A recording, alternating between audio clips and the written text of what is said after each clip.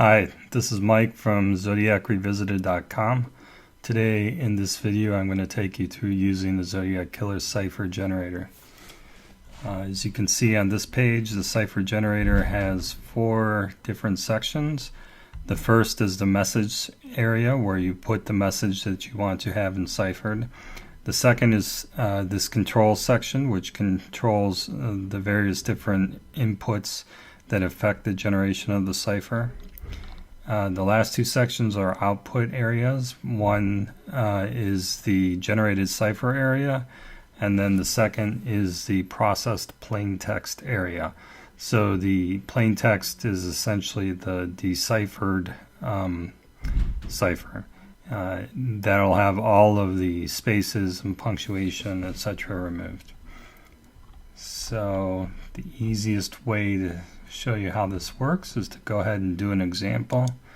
On this page I've got Crime and Punishment, the novel, so I'm just going to grab a bunch of text and copy that, and then we're going to paste that into the message section. And we just need to have enough text. We need to have more text than we want to encipher, essentially. And the cipher generator will go through, it'll remove anything that's not a letter. So it'll get rid of punctuation, it'll get rid of quotes, it'll get rid of spaces, and in the end we'll end up with just a sequence of letters. In the control section, these are the variables that we have in terms of affecting the cipher. The plain text can either be all uppercase or all lowercase. That's really just kind of a personal preference thing.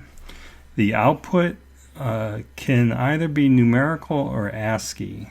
So homophonic substitution ciphers need to have a lot of different symbols, and it's very typical for people just to use straight numbers when dealing with homophonic substitution ciphers.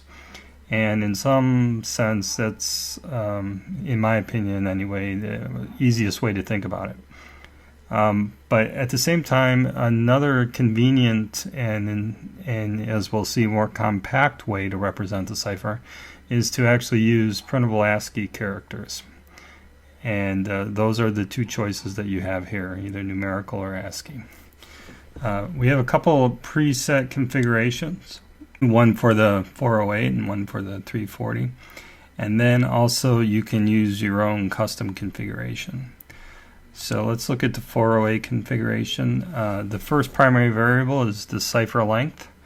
So in the 408,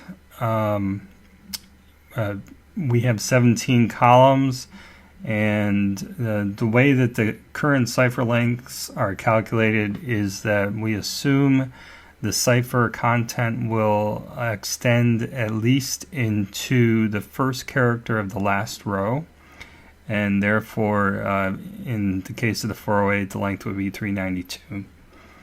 The number of symbols, the 408 had 54 different symbols, and both the 340 and the 408 had 17 columns. There's a seed value here. I'll come back to that in a minute. And finally, the question is, do we fill in the end of the row just like the Zodiac Killer did? So presumably the cipher content ends in the last row, and the killer filled in the end of the row so that the end of the cipher looked, it was not easy to tell where the end of the cipher was, and potentially other reasons, especially with respect to the 408. Okay, so now that we have that filled out, let's go ahead and generate the cipher using the preset 408 values. And as you can see, we're using numerical output. So this is our enciphered 408-like version of the initial part of Crime and Punishment. Now our symbols range from 1 to 54. You can see we have 1 here and some various other places, and 54 right there is a 54. So we have the expected symbol count. We should have every symbol in between in 17 rows, and the content length is 408. Now, if we look at the processed plain text, basically we're taking all the symbols from the cipher, and we're replacing the symbol with its plain text character. And you can see the message here: on an exceptionally hot evening in early in July. There we go.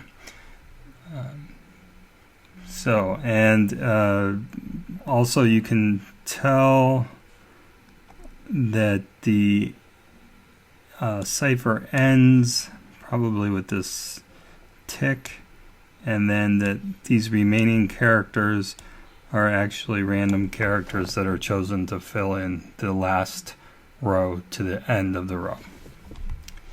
Now let's go back and change a couple of the variables. Actually, why don't we just go ahead and select the 340 preset, and you'll see that a lot of the characteristics of the ciphers stay the same, except the length has been shortened considerably. And similarly, we have the same plain text up through shorter version of the cipher. Now let's try varying some of the other controls that we have. So first, let's do something really easy. We'll just change the plain text to lowercase instead of uppercase. Some people might find that easier to read. And let's change the output from numerical to ASCII. And as you can see, it is much more compact. It's a little, this is very easy for computer programs to read, but for humans, I would think the numbers are probably easier to read. But both of them work just fine.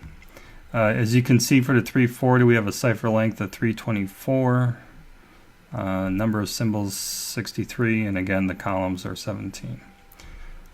All right, let's go back to numerical. And regarding the seed values, so when we generate the cipher, there's a lot of randomness involved, and but what we want to have happen is that when we configure our cipher to be generated, we would like to get the same cipher when we use the same inputs. So in computer science terms, that's known as being deterministic. So at the same time, we could, for various reasons, want to have the same inputs and then get different random values. And the way we achieve that is through setting a particular seed. Now, this particular library that's providing the seed mechanism for the JavaScript is a string-based library, so we can provide any string that will seed, quote-unquote, the algorithm. So, for example, we could just put A here and we regenerate, and you'll see that we get different numbers. 5, 19, 45 is how we start. So we can change this to B, and we have different numbers still, 23, 43, 61. But now if we go back to A, we get the same numbers, 5, 19, 45. So most of the time you probably don't need to worry about this, and it's perfectly fine just to leave it empty. But if you are doing some serious testing of some type of decryption software, there may be occasions where you would want to do something specific with a seed. Okay, let's see. Let's try some custom ciphers. So instead of the normal cipher lengths that we've done thus far, let's try a cipher length of 500. And the number of symbols, let's crank this up to something really high like 100. leave the columns at 17 and do numerical output. That sounds good.